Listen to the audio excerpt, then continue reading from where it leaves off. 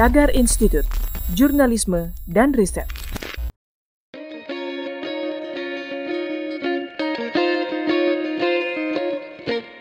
Halo Tagarians, para penonton Tagar TV dan juga pembaca Tagar ID, ketemu lagi sama saya Kori Olivia. Hari ini saya ingin membacakan profil pilihan redaktur Tagar tentang pengusaha Yusuf Hamka. Belakangan ini nama Yusuf Hamka yang juga dikenal sebagai Babah Alun ramai diperbincangkan.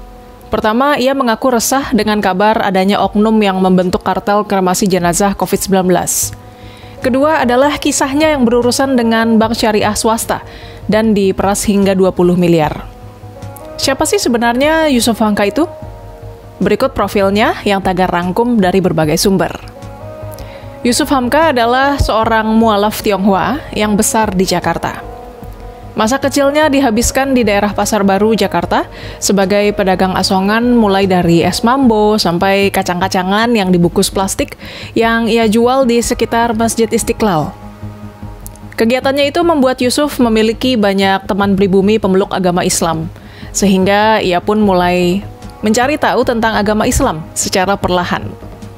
Beranjak remaja, ia kembali ke Samarinda, tempat keluarganya berasal, dan ketika usianya 17 tahun, Yusuf Hamka memutuskan untuk dihitan, tanpa sepengetahuan orang tuanya. Begitu gerak-geriknya terbaca oleh kakaknya, barulah Yusuf Hamka mengaku bahwa ia sudah dihitan. Saat itu, orang tua Yusuf menanggapi dengan biasa saja, dan justru membebaskan anaknya untuk mempelajari lebih dalam agama yang berbeda dengan keyakinan keluarga. Setelah kembali ke Jakarta, Yusuf memutuskan menjadi mualaf dan bertemu dengan Buya Hamka di Al-Azhar saat ingin mengucapkan 2 kalimat syahadat. Selang beberapa bulan belajar dengan Buya, karena melihat ketulusan Yusuf, ia pun diangkat menjadi anak ideologis dan diberi kata Hamka di belakang namanya. Saat itu Yusuf tidak lantas mencontoh sama persis sosok Buya, karena Yusuf ingin menyebarkan agama Islam dengan caranya sendiri, yaitu menjadi seorang pengusaha. Yusuf Hamka pernah mengenyam pendidikan di sejumlah perguruan tinggi, seperti FISIP Universitas Jayabaya pada tahun 1980, Bisnis Administrasi Columbia College, Vancouver, Kanada pada tahun 1977, Kedokteran Universitas Trisakti di tahun 1974, dan Fakultas Hukum Universitas 17 Agustus.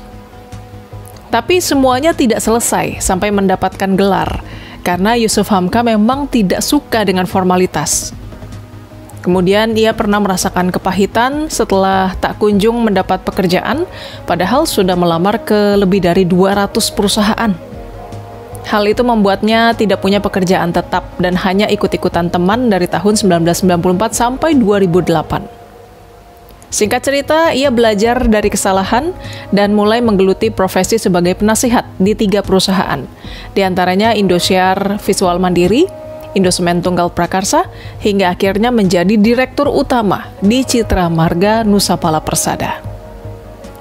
Pada 2018, Yusuf Hamka membangun Masjid Babah Alun dengan bentuk bangunan khas Tionghoa di kolong Jalan Tol Insinyur Wiyoto Wiono, Jakarta.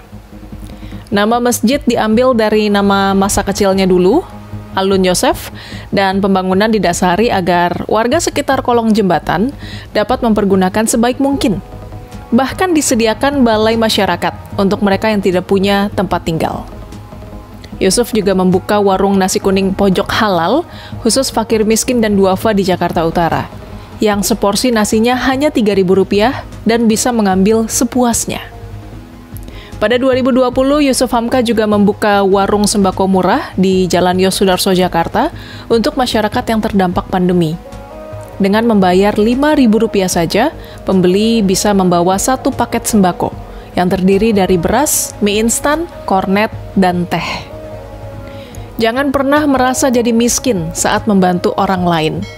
Prinsip itu yang selalu dipegang oleh Yusuf Hamka sampai sekarang. Tagarians, demikian profil pilihan redaktur Tagar hari ini tentang pengusaha Yusuf Hamka. Subscribe YouTube channel Tagar TV dan klik loncengnya juga untuk mengikuti video menarik membahas topik terhangat hanya untuk Anda. Saya Kori Olivia, Tagar TV.